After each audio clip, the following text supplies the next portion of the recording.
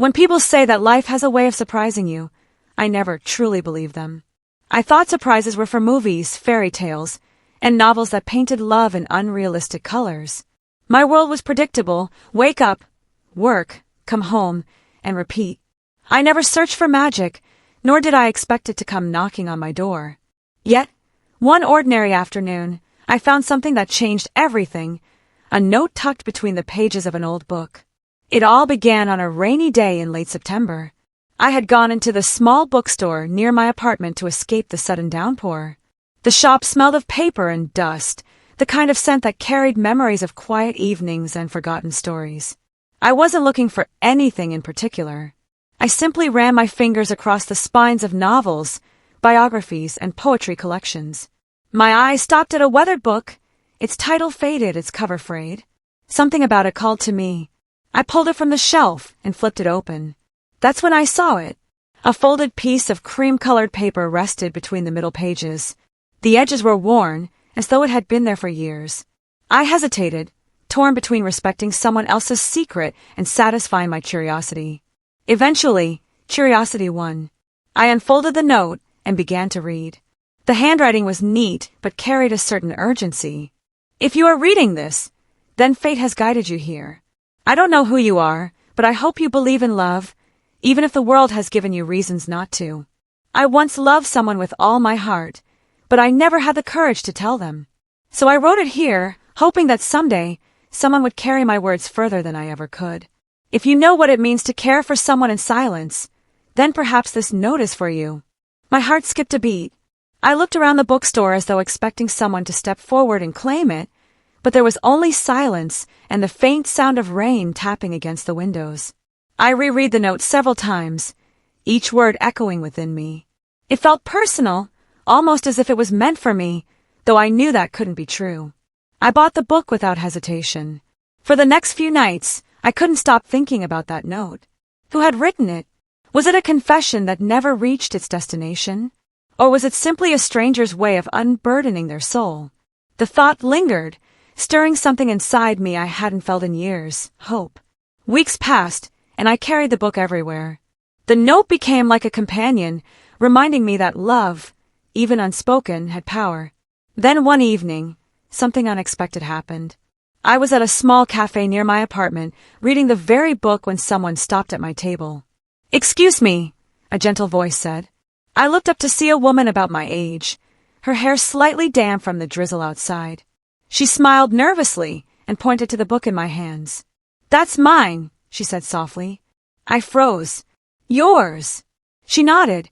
"I donated it to the bookstore months ago. I didn't think I'd ever see it again." My heart raced. Could she be the one who had written the note? I hesitated, unsure whether to bring it up. But something in her eyes, an openness, a vulnerability, pushed me forward. "There was a note inside," I said carefully. Her face turned pale, and she looked away. "You found it?" I nodded. "I did." She sat across from me without asking. For a moment, silence stretched between us, filled only by the hum of conversations around the cafe. "I wrote that note years ago," she admitted finally. "It was meant for someone I could never confess my feelings to. I left it in that book because I couldn't bear to throw it away, but I couldn't keep it either. I thought if someone found it, maybe it would matter to them, even if it never mattered to him." I didn't know what to say. All I knew was that her honesty moved me. There was a quiet strength in the way she admitted her past vulnerability. "What was his name?" I asked gently. She shook her head. "It doesn't matter anymore. What matters is that you found it. Maybe it was never meant for him. Maybe it was meant for someone who would understand." Her words sent a strange warmth through me. We talked for hours after that, about books, about life, about all the little things that often go unnoticed. Her name was Elena, and she had a laugh that seemed to make the entire room brighter. When we finally parted that evening, I realized I hadn't felt this alive in years. Over the next few weeks, Elena and I began meeting regularly. Sometimes at the cafe, sometimes at the bookstore, sometimes just for a walk through the park. Our conversations flowed effortlessly.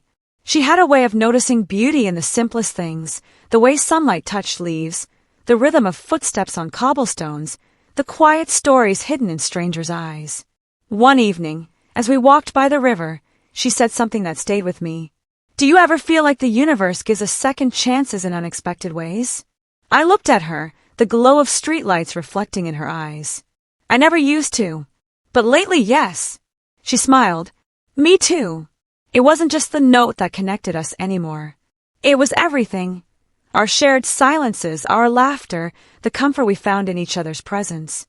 Slowly, I realized that the note I had found wasn't just a relic of her past. It had become the beginning of our present. But life, as always, tested us. One evening, while helping her sort through old boxes in her apartment, I came across another stack of letters. Unlike the hidden note, these were never sealed or sent. They were confessions, page after page of words written to someone she had once loved. I read a few lines before she entered the room and froze. Her expression tightened when she saw what I was holding. You weren't supposed to see those, she said quietly. I'm sorry, I replied quickly. I didn't mean to pry. She took the letters from me and sat down. For a long moment, she said nothing. Then with a sigh, she whispered, I spent so many years pouring my heart into words I could never speak. It was the only way I knew how to breathe when silence was suffocating me. I sat beside her. And now, she looked at me, her eyes soft but uncertain. Now, I'm learning how to speak again. With you. Her words struck deep. I realized then that love isn't about erasing the past. It's about walking beside someone as they heal, as they rediscover themselves. Seasons changed. The trees shed their leaves, the air grew colder, and yet my connection with Elena only deepened. We created our own rituals, reading together on Sundays, writing small notes for each other and hiding them in unexpected places, sharing dreams that once seemed too fragile to voice. One winter evening, while snow blanketed the city in silence, she handed me a folded piece of paper. This time, she said with a smile, it's not hidden. It's for you. I unfolded it with trembling hands. Her handwriting was still neat, but no longer carried the weight of unspoken sorrow. To the one who found my forgotten words, thank you for giving them meaning. Thank you for showing me that love isn't about what we lose, but about what we find when we least expect it. I once wrote notes to a world that never answered. But now I write to you because you are the answer I didn't know I was searching for. I looked up, and she was watching me with quiet anticipation. In that moment, I realized the note I had stumbled upon wasn't just a fragment of someone else's past. It was the bridge that led me to her.